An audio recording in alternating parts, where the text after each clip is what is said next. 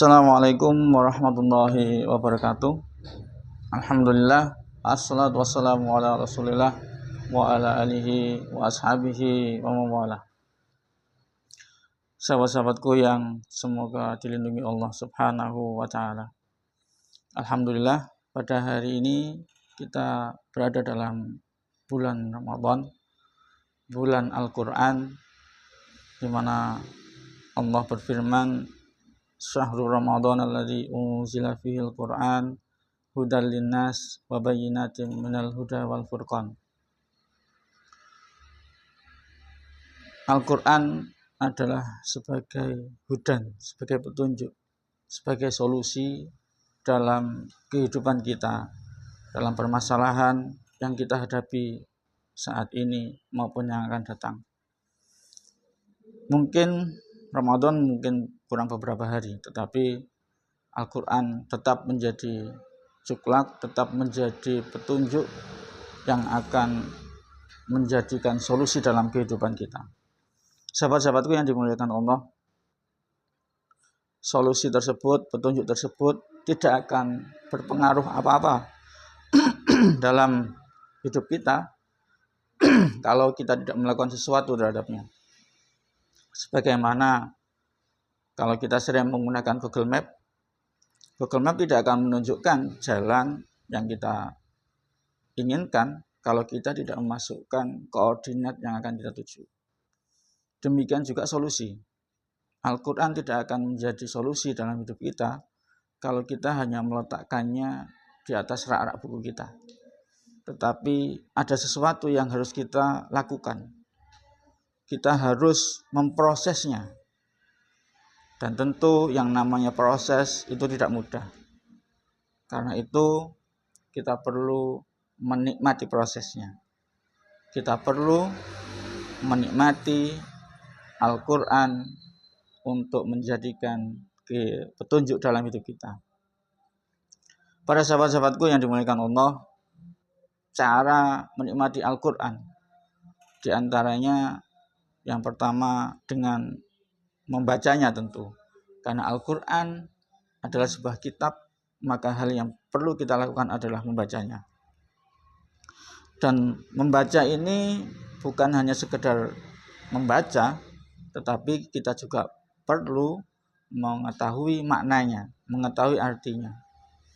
Bukankah ayat yang pertama kali turun dalam Al-Quran adalah perintah untuk kita membaca? Iqra bismi rabbikal ladzi khalaq. Bacalah dengan atas nama Tuhanmu yang Maha Menciptakan. Maka mari kita membaca Al-Quran yang tidak hanya sekedar membaca, tetapi juga membaca artinya agar kita bisa mengetahui makna yang ada dalam ayat tersebut. Kemudian cara menikmati Al-Quran yang kedua adalah dengan menghafalnya. Ya, menghafal adalah salah satu cara untuk kita menikmati Al-Quran. Dan salah satu cara juga agar kita bisa mengambil solusi dari dalamnya. Mungkin akhir-akhir ini beredar pendapat bahwa menghafal Al-Quran itu metode yang kuno, yang tidak perlu lagi, tidak ada manfaatnya di zaman ini. Lihat, Al-Quran sudah ada di gadget-gadget kita tinggal cari, kita tinggal buka. Ya, mereka salah. Karena sebenarnya dengan menghafal Al-Quran itu bisa membentuk logika kita, menyehatkan jiwa kita. Menghafalkan Al-Quran itu tidak hanya sekedar menjaga ayat-ayatnya tetap seperti sedia kala, tetapi juga memberikan impact pada kita, memberikan pengaruh terhadap kejiwaan kita dan logika kita. Salah satu penelitian dilakukan oleh Dr. Soleh bin Ibrahim Soni, salah satu dosen psikologi di Universitas Muhammad bin Saud di Riyadh. Dari penelitian tersebut, ternyata erat kaitannya jumlah hafalan seseorang dengan kesehatan jiwa seseorang. Semakin banyak dia menghafal, maka semakin sehat jiwanya. Sahabat-sahabat yang dimuliakan Allah, dari penelitian tersebut ada beberapa hasil dari penelitian tersebut. Di antaranya ketika menghafalkan Al-Quran itu yang pertama membersihkan otak kita. Ternyata dengan menghafalkan Al-Quran itu otak kita menjadi lebih bersih. Kemudian kuatnya hafalan. Kemudian jiwa yang tenang dan mantap. Itu yang bisa kita dapatkan ketika kita menghafalkan Al-Quran. Terlepas dari rasa takut, kekuatan bahasa, sehingga kita bisa lebih baik berhubungan dengan orang lain, berkomunikasi dengan orang lain, kemudian mengembangkan kemampuan analisa kita, merasakan kekuatan, ketenangan, dan keteguhan, bahkan terbebas dari penyakit-penyakit yang berat. Itu beberapa hikmah yang ditemukan oleh Dr. Soleh ketika meneliti bagaimana keterkaitan hafalan Al-Quran itu dengan jiwa seseorang. Ternyata menghafalkan Al-Quran itu sebenarnya bukan hanya menjaga ayat-ayat Al-Quran, tetapi juga menjaga jiwa kita agar tetap sehat dan bisa digunakan untuk mencari solusi dalam permasalahan-permasalahan yang akan kita hadapi. Sahabat-sahabatku yang dimuliakan oleh Allah, cara menikmati Al-Quran yang ketiga yaitu dengan tafsir. Tentu hal ini bukan kita yang mentafsirkan, tetapi kita lebih banyak membaca hasil-hasil tafsir dari para ulama. Banyak sekali kitab-kitab yang tersedia yang bisa kita baca. Dengan membaca tafsirnya, maka kita akan lebih mengerti apa makna yang terkandung di dalamnya, apa kisah-kisah yang berada di baliknya, dan lain sebagainya. Dan ini yang akan membuat kita lebih paham tentang Al-Quran itu. Sahabat-sahabatku yang dimuliakan Allah, cara yang keempat adalah dengan cara mentadabburi Al-Quran. Afala yatadabbarul Quran.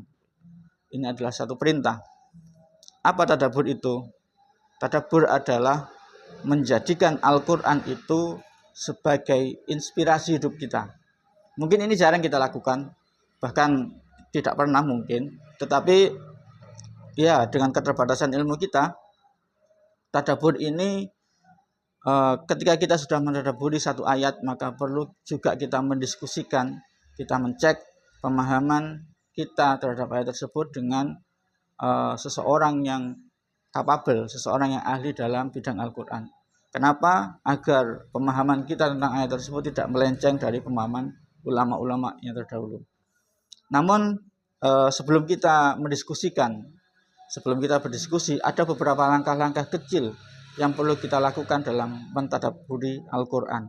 Yang pertama adalah kita perlu meluruskan niat kita, semata-mata mentadabburi ini untuk meningkatkan ketakwaan kita kepada Allah Subhanahu wa Ta'ala.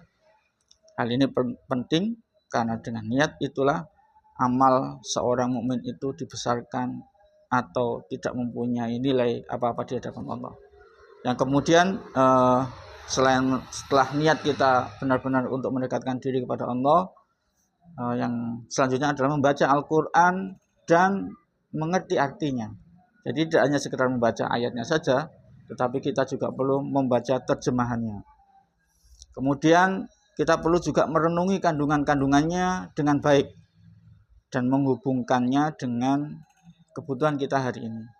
Kalau misalnya kebutuhan kita hari ini tentang makanan, coba kita sesekali berhenti di ayat-ayat Al-Quran yang membahas tentang makanan. Kita pelajari sedikit artinya, membuka tafsirnya, agar kita lebih bisa mengerti bagaimana ayat-ayat ini sesungguhnya berbicara kepada kita. Kemudian kita bisa perhatikan kaitan satu ayat dengan ayat yang lain. Karena tentu tidak hanya dibahas dalam satu ayat. Kalau kita bicara makanan, tersebar di beberapa surat dalam Al-Quran. Kita perlu memperhatikan, mengeluarkan ayat-ayat tersebut. Kemudian kita melihat bagaimana keterkaitannya. Kemudian kita bisa mengambil juga literatur penunjang untuk renungan kita. baik dalam hadis, tafsir, kisah dan lain sebagainya. Di sini perlu banyaknya kita membaca literatur yang lain. Kita juga perlu memperhatikan urutan kata atau kalimat dalam ayat tersebut. Karena urutan-urutan itu bukan sesuatu yang kebetulan, tetapi ada makna yang dalam di baliknya. Kemudian kalau misalnya ayat tersebut bicara tentang kisah, maka perlu kita juga memahami kisahnya, merenungi hikmah-hikmahnya, bagaimana kisah itu disajikan. Dan yang terakhir yang bisa kita lakukan adalah memperhatikan bagaimana Al-Quran bertutur pada kita. Nah, tentu cara-cara ini masih banyak lagi dan perlu kita berlatih berulang-ulang memahami ayat tersebut dan mendiskusikannya dengan orang-orang yang kapabel. Kemudian sahabat-sahabatku, cara menikmati Al-Quran yang terakhir, yang kelima adalah dengan mengajarkannya. Bukankah sebaik-baik kalian adalah yang belajar Al-Quran dan mengajarkannya? Ya, kalau kita sudah melakukannya, coba kita ajarkan kepada orang-orang yang terdekat kita, orang-orang yang kita cintai. Sahabat-sahabatku yang dimuliakan oleh Allah, meskipun Ramadan kurang beberapa hari lagi, tetapi semoga di akhir Ramadan ini menjadi awal kita bagaimana meningkatkan interaksi kita dengan Al-Quran yang nantinya akan kita lanjutkan di bulan-bulan berikutnya. Tetapi sahabat-sahabatku yang dimuliakan Allah, langkah-langkah menikmati Al-Quran tersebut perlu kita landasi dulu dengan satu hal, yaitu mengimani bahwa Al-Quran ini benar-benar sebagai petunjuk. Bukankah sudah disinggung dalam Al-Quran, "Dzalikal kitabu la raiba fihi hudal lil muttaqin." Karena Al-Quran itu hanya akan menjadi petunjuk bagi orang-orang yang bertakwa. Di luar sana banyak sekali orientalis yang hafal dengan Al-Quran bahkan. Tetapi bahkan Al-Quran itu tidak bisa mendatangkan hidayah untuk dirinya, karena sebelum dia belajar Al-Quran mereka tidak melandasi dengan keimanan. Maka itu para sahabat-sahabatku sekalian, mari kita tingkatkan keimanan kita, ketakwaan kita kepada Allah Subhanahu wa Ta'ala di bulan mulia ini, dan ini akan menjadi dasar kita sebelum menikmati Al-Quran, menjadikan Al-Quran sebagai petunjuk dan solusi dalam hidup kita. Semoga Al-Quran ini benar-benar menjadikan petunjuk, solusi dalam hidup kita, mengangkat kemuliaan hidup di dunia kita, serta menjadi penolong kita kelak di akhirat. Wallahu ta'ala alam. Wassalamualaikum warahmatullahi wabarakatuh.